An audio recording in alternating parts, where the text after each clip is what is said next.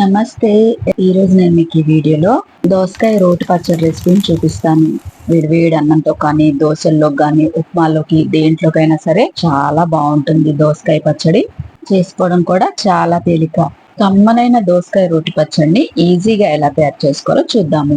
ముందుగా స్టవ్ పైన ప్యాన్ పెట్టుకొని అందులోకి 2 టేబుల్ స్పూన్ల వరకు నువ్వులు వేసుకొని, నువ్వులు చిటపటలాడేదాకా వేయించుకొని, నువ్వులు దోరగా వేగిపోగానే వీటిని వేరే గిన్నెలోకి తీసి పక్కన ఉంచండి.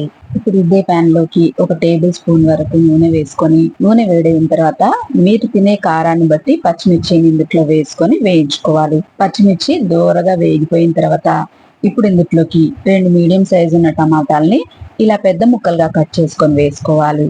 దీంతో పాటు ఒక 1/2 టీ స్పూన్ ఉప్పు కూడా వేసుకొని, ఇప్పుడు మనం ఇందులోకి ఒక చిన్న నిమ్మకాయ సైజ్ అంతా చింతపండును కూడా పెట్టుకోవాలి. ఇలా ఒకసారి కలిపేసుకున్న తర్వాత స్టవ్ ని లో ఫ్లేమ్ లో పెట్టుకొని మూత పెట్టేసి ఈ టమాటాల్ని పూర్తిగా మగ్గించుకోవాలి.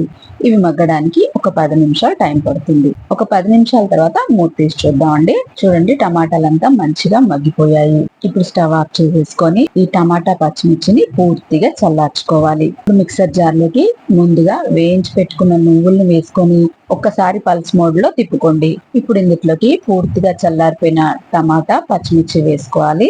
అలాగే ఒక 7-8 వెల్లుల్లిపాయ రెబ్బలు, 1/2 టీ స్పూన్ జీలకర్ర, 1/2 టీ స్పూన్ ఉప్పు వేసుకొని మెత్తగా గ్రైండ్ చేసుకోవాలి. గిన్నెలోకి వేసుకున్న తర్వాత నేను ఒక 1/2 కేజీ అంత ఉండే దోసకాయ తీసుకున్నానండి. ఈ పచ్చడికి దోసకాయ చాలా గట్టిగా ఉండాలి. దోసకాయ శుభ్రంగా కడిగేసుకొని చిన్న చిన్న ముక్కలుగా కట్ చేసుకోవాలి.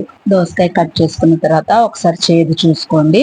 దోసకాయ ముక్కలన్నీ ఇందులో వేసేసుకొని ఈ టైంలో మీరు ఒకసారి ఉప్పు చెక్ చేసుకోండి. మీ రుచికి సరిపడా ఉప్పుని కూడా వేసుకొని ఇదంతా మంచిగా కలిసేలాగా కలిపేసుకొని ఇలా తయారు చేసుకున్న దోసకాయ పచ్చడికి మనం తాలింపు పెట్టుకుందాము. ముందుగా పైనుంచి సన్నగా తరిగిన కొత్తిమీర కొంచెం వేసేసుకొని ఇందులోకి తాలింపుని వేసేసుకోవాలి. తాలింపు అయితే మనం ఎప్పుడు ఒకేలాగా వేసుకుంటాం కదా. 1 టేబుల్ స్పూన్ నూనె వేసుకొని వేడి చేసుకొని శనగపప్పు, మినపప్పు, ఆవాలు, జీలకర్ర వేసుకొని ఎండుమిర్చి, కరివేపాకు వేసుకున్న తర్వాత స్టవ్ ఆఫ్ చేసేసి ఒక చిటికెడు ఇంగువ వేసుకున్న తాలింపుని ఇలా పచ్చళ్ళలో వేసుకొని తాలింపు అంతా పచ్చళ్ళలో కలిసేలాగా కలిపేసుకున్నామంటే కమ్మనైన దోసకాయ ముక్కల పచ్చడి రెడీ అయిపోతుంది. చూడండి, చూస్తేనే నోట్లో నీళ్ళు వస్తున్నాయి కదా.